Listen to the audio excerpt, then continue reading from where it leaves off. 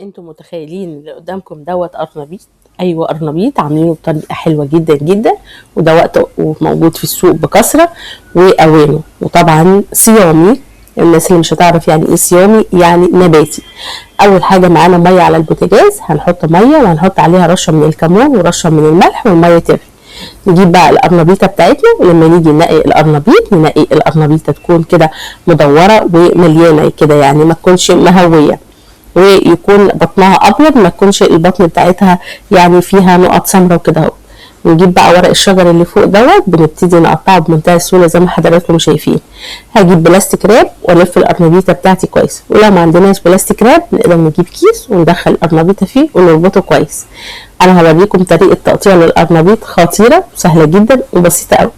هنجيب القرنبيطه بتاعتنا، يا نهبدها هبدتين على الرخامه كده، يا اما على الارض هبدتين، مش هتتهري ولا حاجه لو انت لفاها بالكيس كويس. وده كده بيسهل عليكي انك تقطعيها كلها بمنتهى السهوله وبمنتهى البساطه.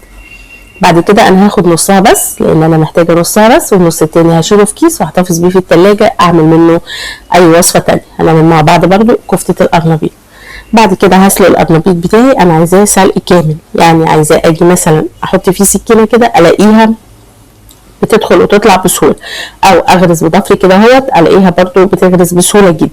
يسويه سوا كامل، هياخد له مثلا 15 دقيقه 20 دقيقه ماكسيموم ويكون استوى. بعد طبعا ما القرنبيط بتاعي استوى هصفيه من الميه تماما واشطفه بميه حلوه من الحنفيه.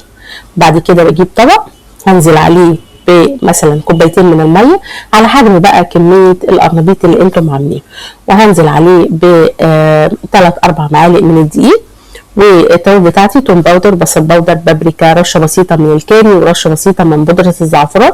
وبودره الزعفران هنا اللي بتدينا اللون الاصفر الجميل، وده بيعتبر بديل للبيض. نقلب الكلام ده كله كويس جدا جدا جدا. ولو عندك ربطه من الشبت او البقدونس او الكزبره قطعيها، لكن انا بصراحه نسيت، يعني عايزه اقول لكم ما افتكرتش بعد ما خلصت. بجيب القرنبيط بتاعي بهرسه بالهراسه بتاعه البطاطس كده اهوت، ببتدي اهرسه كويس قوي، انا عايزاه مهروس، ممكن نسيب فيه قطع كده طفيفه. وبعد كده بجيب القرنبيط بتاعي احطه على الخليط اللي انا عملته، ولو حسيتوا ان هو خفيف شويه تقدروا تزودوا معلقه دقيق، ولو حسيتوا ان هو تقيل شويه تقدروا تزودوا شويه ميه. هنزل طبعا بنص ظرف من البيكنج باودر ورشه بسيطه من البيكنج باودر اسفه الكربوناتو. هنا بقى يعني دورت في التلاجة كده لقيت ربطتين من البقدونس حطيتهم، قرن فلفل اخضر حطيته، لكن لو عندكم حزمه كامله كده حلوه شبت وبقدونس وكزبره عايزه اقول لكم هتبقى خطيره. نظبط بقى ملحنا في الفتره دي كده كويس جدا، نجيب اي صينيه تكون بتدخل الفرن نديها مسحه كده بسيطه من الزيت، وننزل فيها بالخليط بتاعنا وندخلها الفرن على اعلى درجه حراره رف متوسط. ما بتكملش في الفرن يعني ربع ساعه وتخرج بالشكل القمر اللي انتم شايفينه ده. عايزه اقول لكم ريحتها خطيره، طعمها تحفه، تقدروا تاكلوها كده من غير اي حاجه. تقدروا طبعا تعملوا بقى شويه عيش حلوين كده الصبحين سخنين جمال كده وانت واقفه على البوتاجاز، وتعملوا سندوتشات وتاكلوا جنب شويه مخلل جنب شويه خس. بجد غدا ممتاز رائع ومش مكلف وسريع وصحي كمان، لان احنا لا قاتلين بزيت ولا اي حاجه خالص. يا رب طبعا وصفتي ليكم النهارده تكون عجبتكم. لو حسيتوا ان انتوا قدرتوا تستفادوا مني اعملوا لايك للفيديو، اعملوا شير كتير كتير، خلي كل الماميز تستفيد.